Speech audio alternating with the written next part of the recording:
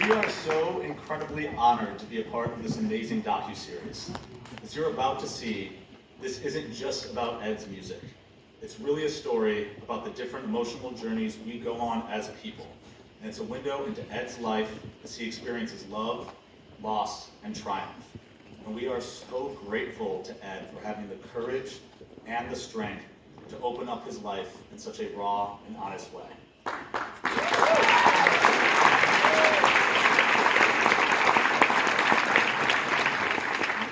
The result is extremely candid, incredibly powerful, and truly unique. And before we start the show, I'd like to take a moment to acknowledge a few special people here in the audience, some of whom you'll hear from afterwards during the Q&A. So starting, of course, with Ed Sheeran himself. Ed, thank you for taking us on this ride with you and for sharing so much of yourself and your music with all of us. You have a crazy amount of longtime fans on the Disney team, and we feel unbelievably lucky and honored to have been a part of bringing this to life. Thank you.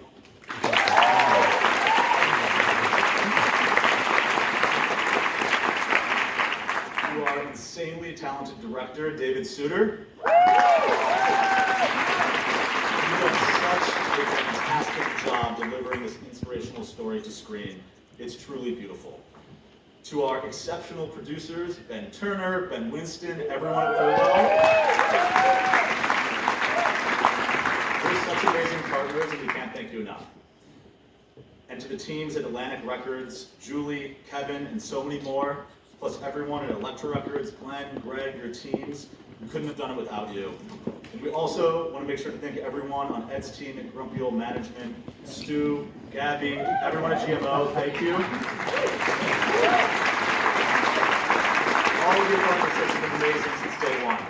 Also want to thank and a big shout out to Dana Walden and Craig Erwick, as well as Joe Early and Alyssa Bowen, everyone at Disney Plus, for your unwavering support, as well as that of my boss, Disney Branded Television President Io Davis.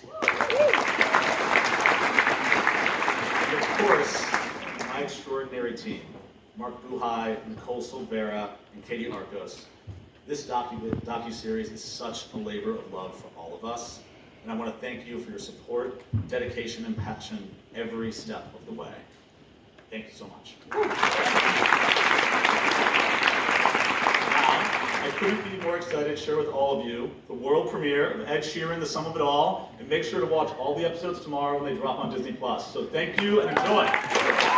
Because back in 2012, I had gone to Taylor's show, and you were singing Everything Has Changed. So a group of us are backstage. This is 2012. Ed Sheeran walks in, we're in the green room, and he says, "Is it all right if I get a sandwich?" And we're like, holy shit. That's Ed Sheeran. This is what I'm saying. He's asking us, is it all right if I get a sandwich? We wanted to stand up and give him the platter. I say all this to say, he is still not an asshole. As was pointed out in that documentary. I just want to know what this was like for you. Because I had several times when I was watching it alone in my kitchen. You guys are so lucky I was sitting in the back to see it on a big screen. It's very different when you're watching it on your iPad, by the way. So it's so good. It was great to see it in the back and see all your reactions. What was it like for you sitting here watching it with an audience?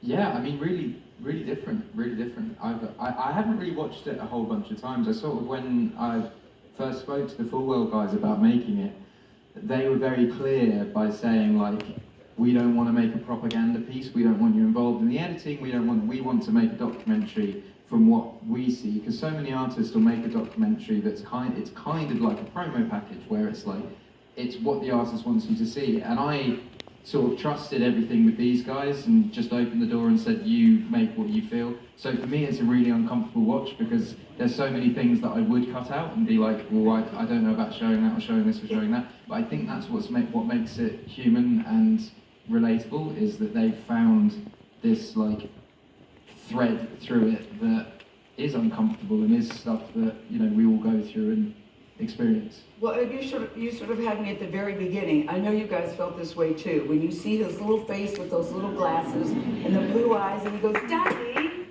why didn't you get Captain Rock?" I mean, I love the decision to start with that. Whose decision was that? Because I was instantly drawn in.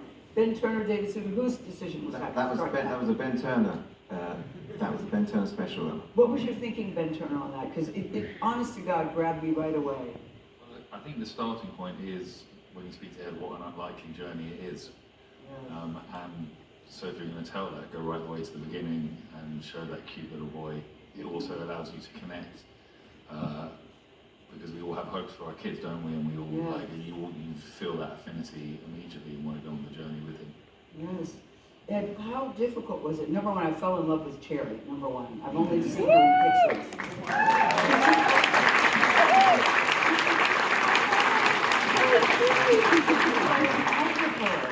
I love how you said, despite all your professional accomplishments, life became infinitely better when Cherry came into your life.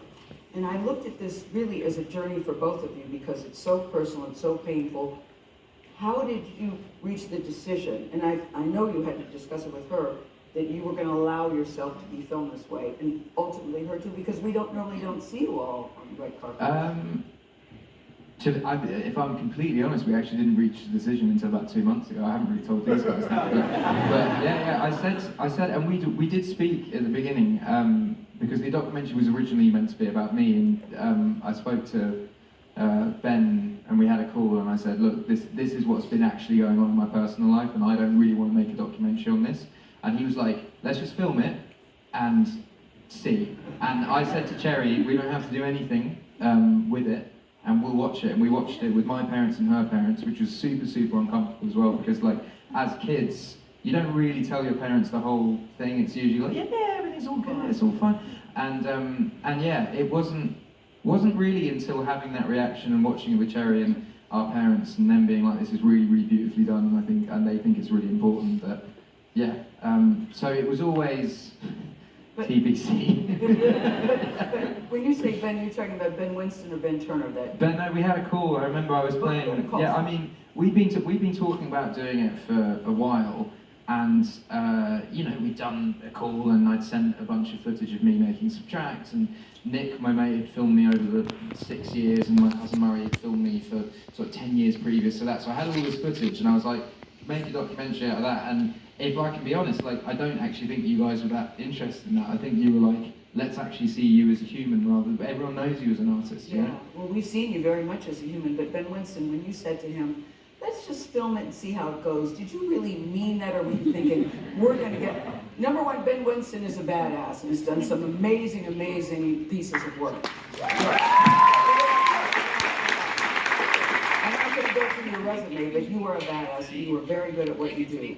So when you said, let's film it, did you mean that, or did you think, I know I'm gonna get something special here? Because you know Ed, you know? Yeah. I remember exactly where I was. I was at my in-laws, and it was a weekend, and Ed was FaceTiming me. And so we chatted, and we'd already said we were going to do the documentary. We'd chatted throughout the summer about doing it. And he was really honest about what was going on with Sherry, and obviously Jamal had also passed away too. And I was honest about it. I felt, look, you know, there are two documentaries we could make. There is the documentary that is that fluff piece that, and we've made a few of them. We have, like, you have to sometimes because people do sanitize you. And then there's the other film that I think is really interesting. And the truth of it is, from knowing it, I knew that there was going to be nothing ultimately, as long as he was okay sharing what he was going to share. There is no bone in his body or part of his personality he would ever need to hide, because he is exactly who you see up there. He is as great as a person can be, and I'm saying that in front of him. But it's true, and so therefore all I was, I guess, stressing to him was to trust the process, let us film it. And I think if there had been things that were personal, then 100% of course we take it out. We make films with lots of people, and we never want them to feel anything other than safe. Take the risk with us, let us film it, then let's work together afterwards. But by then it was a really interesting process that both of you two were actually really comfortable with showing what you had shown us. And so there really wasn't a huge amount afterwards in any way that these guys were like, get rid of that. They were just, I think they found the film quite beautiful and therapeutic as we did. Yeah, I think the key thing with it is, like, I never wanted to make a documentary that was like sad pop star and feel sorry for sad pop star. And what I think that is really great about the documentary is the themes that it explores. Everyone goes through. Everyone goes through the fear of sickness in the family. Everyone goes through grief. Everyone goes through ups and downs of the mental health. And it's not like you're not watching it, and they're not depicting me in. You're awake. Turn off your alarm. You're awake. But do you know what I mean? It's not. I know exactly yeah. what you mean. You know, but pop star went through some shit, as you said. But we all do. That's yes, the thing. We all do. We really do. We really do. And that's the thing that I think unites us. You know, I started thinking about the loss of Jamal. It made me think of how I would feel if I lost my best friend. And that would be so incredibly difficult and damaging to me. And the fact that you share that with all of us, we've all been through loss and you don't escape it. And I'm curious, David, for you as a director, when you're going through something that is so emotional, you'll see in one of the episodes you're on stage and everything is rah-rah fine, and then you have to have the meet and greet backstage and you have to sort of turn it on. What is it like, David, when you're filming something, shooting something that's really emotional? How do you decide, do I keep rolling? Do I comfort him? Because you can't even say in the middle, is it okay to shoot this? How do you make that decision in the moment? I think it's instinct, and you have to take your lead from the people that you're filming with. I think we've formed a strong relationship, and I've got a sense when to film with Ed and when not to. Mm-hmm. I think the time that you spend with someone off camera is as important as the time when you do on camera. And yeah, it's hard, it's really hard. And we always feel like you have to also give some of you, as well as sort of absorbing all these stories from someone. So we sort of shared a lot, and we sort of, you know, shared a lot of our stories to get to that place. And yeah, I don't know, it was incredibly tough, I think, for everyone to go through that. We had a small team that was there in the middle of all of this. It was incredibly tough, but incredibly special, and I feel very privileged to have been on the inside with Ed and Cherry going through this process, and being able to get there. I don't know, you make mistakes along the way, but I feel like we got there because we were quite open with each other, and we sort of, you know, spoke the whole way. And there were plenty of times we put the camera down and I had to stop and give Ed a hug because we're right there, and Yeah. you have to sort of go against some other instincts. You put the camera down because the person's bearing their soul to you. Yes. It's a human in front of you, you know? I so loved your team too, your security people and your friends. The fact that you're still friends with your friends who knew you before you were Ed Sheeran, I mean, says something about who you are as a person, and I mean that sincerely. You know, Ben Turner, it's divided into 4 parts. It's love, loss, focus, release. Thank you, Ed. Release. How did you decide how you were going to tell the story? Did you know going in, I'm going to divide it into 4 parts, or did you decide as you were going along? Because I can't imagine all the video and tape you had to go through. Well, it absolutely comes together through the process. Whenever we pitch a doc, we end by saying everything we've told you is the worst case scenario. Because hopefully it's going to be completely different, and we're just going to ride the wave and see where it takes us. I think that we prefer more an episodic format.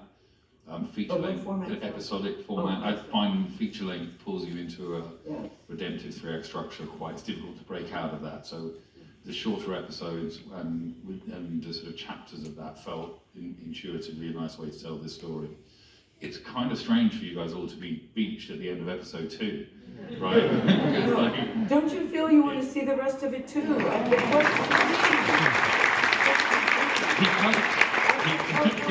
I can't wait, guys, I can't wait for you to see it. It is so well done and so well told, and my heart just broke, and then there was laughter as I heard you all laughing. There's laughter, and it's just something that's relatable for all of us. You know, but I can't express how strongly I felt about Cherry in your life, because when she said, I don't think he's had time to really process it, I don't really think that he's had time to really grieve. She seemed very concerned about you. I was too, Ed, sitting in my kitchen table. I was going, Cherry, I'm worried too. So have you had time? It's still very raw, actually. Have you had time to process it and deal with it? Do you even know the answer to that question?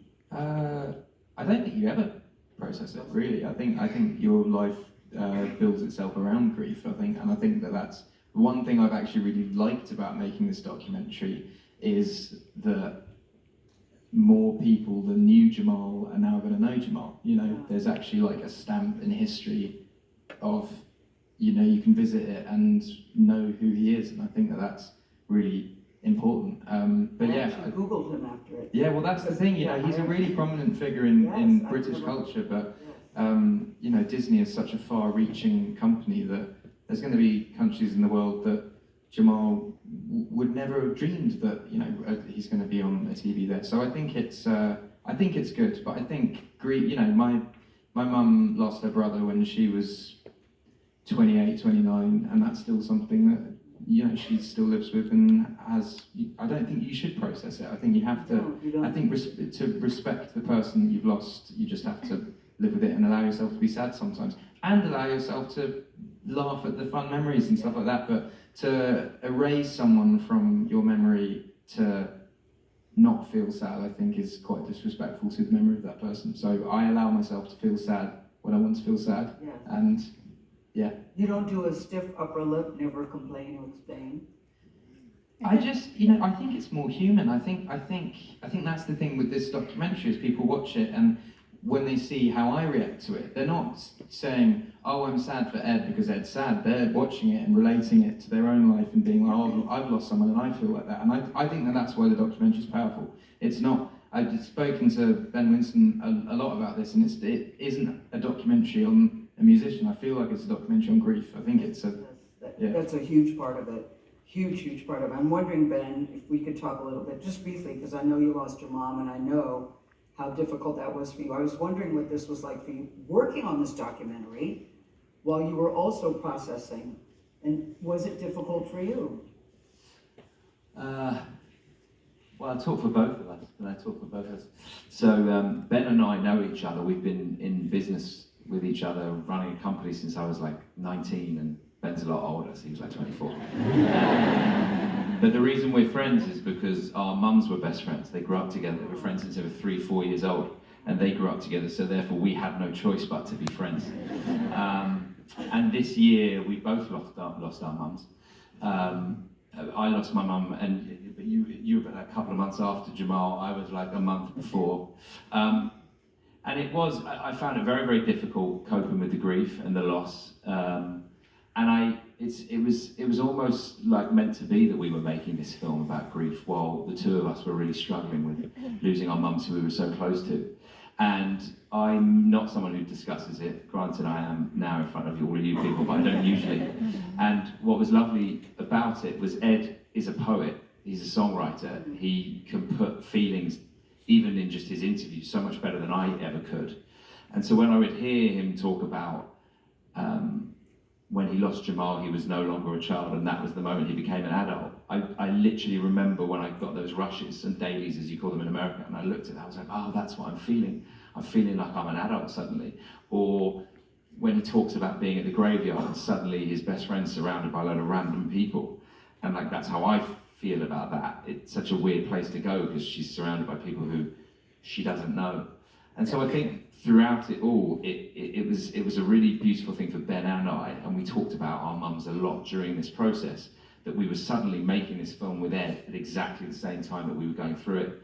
And I think that's why it became so much more than a piece of work for us. It became something that was so important and made us feel so much less alone, and so much more like, oh yeah, everybody does go through grief, and therefore it's okay to be isolated within your grief, but it's also okay to share those thoughts because everybody's feeling it at the same time. And it was a therapeutic thing to make, I think, for both. I can't speak, but I think I can speak. Absolutely. It was a really therapeutic thing to make, and it was a helpful thing to make, and I hope it is to watch as well. You know, I saw an interview recently with Bruce Springsteen, who I also adore, and he said, people can listen to my music and know and understand my music. You can listen to many of my albums, but there's one album, when you listen to that, Nebraska, when you listen to that, you know and understand me. And when I heard him say that, I didn't know I was going to be doing this interview at the time, but when I heard him say that, it did make me think of you What is really weird is I've always said that subtract was my Nebraska, which is really. Oh, you did? Yeah. Did you say that? I've always said that. Yeah, I've always said when I made subtract. Who did you say that to? For the last 10 years, I've been trying to make subtract. So sorry. No. But in my head, like Nebraska has always been the benchmark of the record because him coming off the back of Born in the USA. Like, I'm not comparing myself to Bruce Springsteen at all, but I feel like Born in the USA is his commercial peak, and I feel like Divide was my commercial peak, and I think that him doing Nebraska afterwards made so little sense in a commercial sense, but so much sense in an artistic sense. So it's always been the thing that I wanted to do, and yeah, I hope I've achieved that. That's good, because I was thinking, God, when I heard it, I went ding, ding, ding, ding, ding, sounds like that. I was so proud of myself. Then you said, I would say that, girl. No. I've been saying it in my head for 10 years. I haven't said it out loud. Yeah, No, it's been in my head. he just doesn't want me to feel bad. I know. But I also loved in the doc where you said, I don't know if you all have seen this part, but you did say, you know, I hope people like it, but if they don't, that's okay. And it wasn't an arrogant thing that you said. Is it? Oh, it's episode 4. But could you talk about that a little bit, because I actually thought I understand that. That's a good tease for episode 4, guys. Yeah, I think to be a recording artist, people think that, it's like an egotistical thing to want to be successful. And what I've explained in the documentary is like, if I just wanted to write songs for my enjoyment, I'd write songs and I'd stay in my room and I'd not release them. But I love performing, I love connecting with people, I love releasing an album, touring the world and have these songs connect with people worldwide. So the way to do that is to get it out to as many people as possible, but in that you're basically saying like, you're allowing it to be disliked or liked because you're putting it out there and being like, you make up your mind. And in that, I've had successful songs and I've had not successful songs, but I feel like making this new album, Subtract, I haven't made it for any other thing other than trying to process my own, like it's, for these guys making the documentary, that was the same for me making the documentary, but the album is my cathartic, therapeutic way of trying to make myself feel better. I'm honestly putting it out because people think it's good, but I wasn't intending to like put it out. I had a whole other album that I was going to put out. So with me putting it out, there's not the, I don't really mind how it does. I'm just sort of like, I'm going to put it out and it will just exist and do its thing. Yes, but I love the way that you said it. It wasn't an arrogant way, as I said. I was very struck by that. In the film, we saw in the beginning, you described yourself, I didn't, as a sparkly ginger hair who stutters. Specky. Oh, Specky. Sorry. Specky. Yeah, so that's a English yes, phrase. Specky for glasses. Yes. Describe yourself, you're right, as a speckly ginger hair who stutters.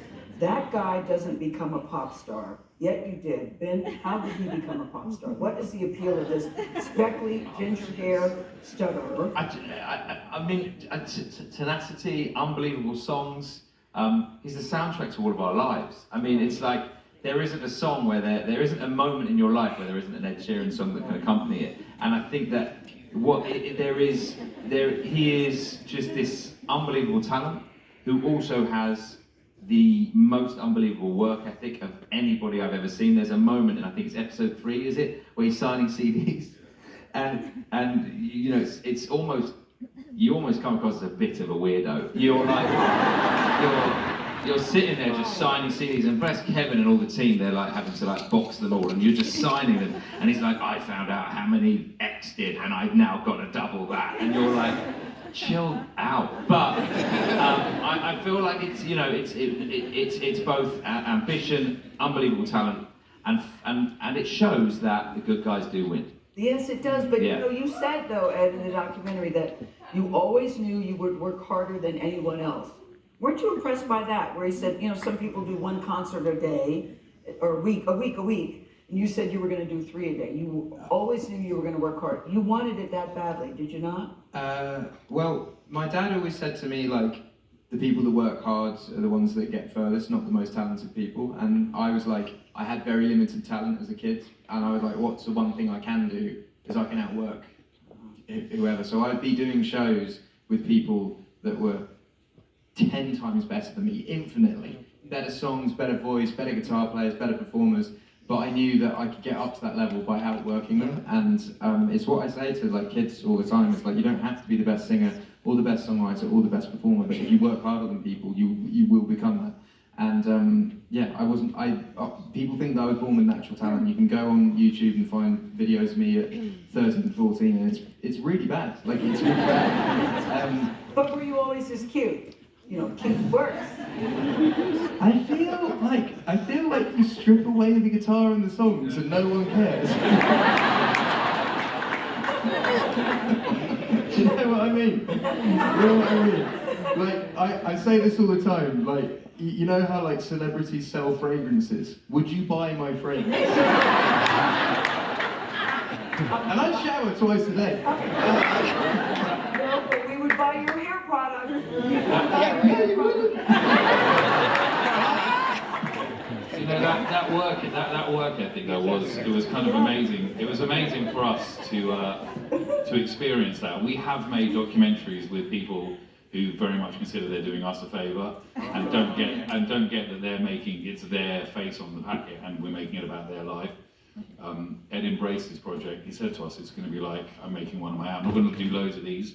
Yeah. And I'm going to tell my story, and it was like we experienced that work ethic, and he was very committed. He was true to his word about not being too picky about stuff. There was one moment where we get on a call with him, and he says, we're discussing it. He goes, I showed it to one of my friends. Kiss of death. We'll share it with you.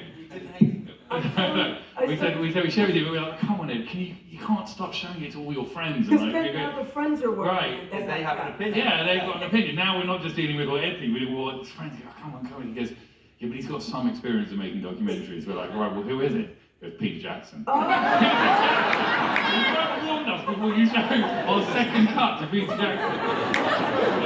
He has some... I might listen to Peter Jackson. Yeah, we did. We were like, what were his notes? Go on, listen. There was a long section where there were some hobbits in it. There was all kinds of stuff. I'm pretty sure the friend was Peter Jackson. David, did you ever have a time that he said, I don't want you to use that? Or did you all have a huddle before you started shooting about how this is going to go? It could get very personal. Did you have trouble getting him to open up?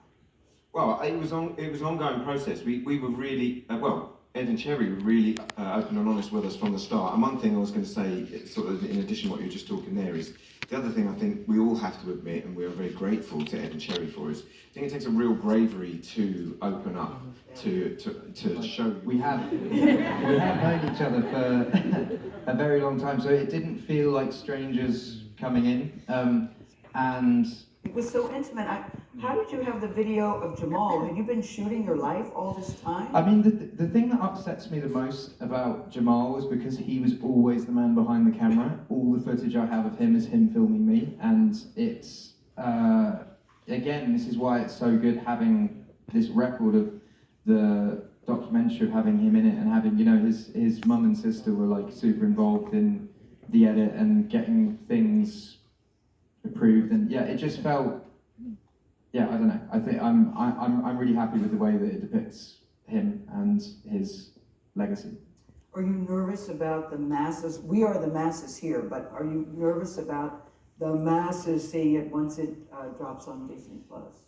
Yeah, I'm kind of, you know, it's something that I talk with Cherry a lot about, because this is our life. This isn't something that's scripted. It's not a reality show. This is something that, you know, we've kept private for a very, very long time, and rightly so.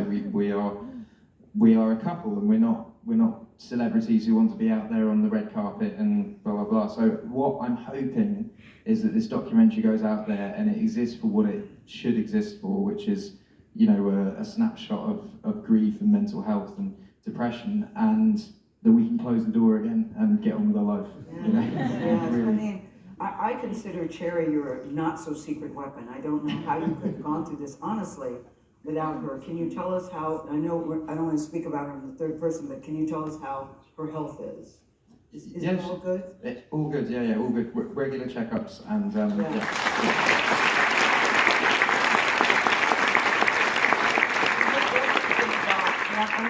I'm gonna wrap this up, but you make reference in the doc that February was just a shitty month for you all that you went through. But you'd like to turn that, make that pivot because it was also the month your daughter was born.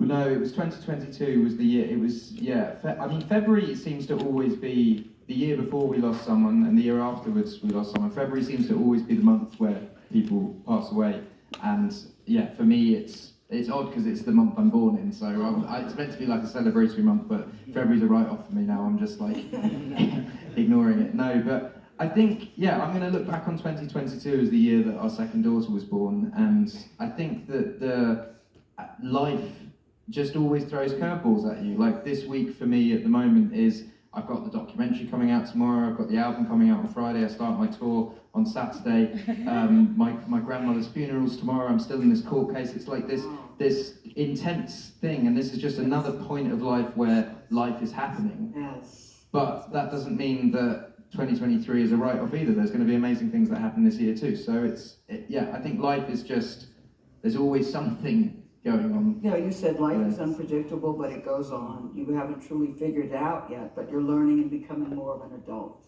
Yeah, and the worst days of your life always end at midnight, always. And the next day, yeah, the worst day of your life will end, and the next day might be worse, and it might be better, but each day ends and the next day begins, and you always have to, my rule of thumb is 48 hours, so if I'm feeling the lowest of the low, I'm like, I have to wait 48 hours, because I will feel better in 48 hours, and you usually do.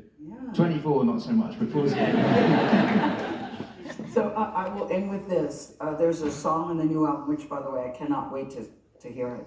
I can't wait, but the song Boat, we get to just hear a little thing, and it says, they say all scars will heal, but all that I know is maybe I won't, but the waves won't rock my boat, and I just hope your boat always stays afloat, Ed Sheeran. And thank you. Bravo, bravo, congratulations.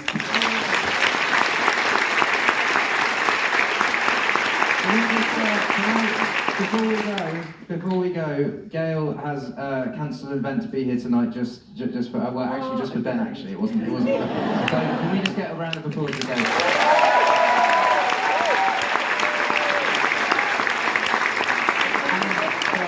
Sorry, one more thing before I go, because I rarely get to actually, so all the people at Fulwell who worked on this, all the editors and everyone that made this happen, wonderful people.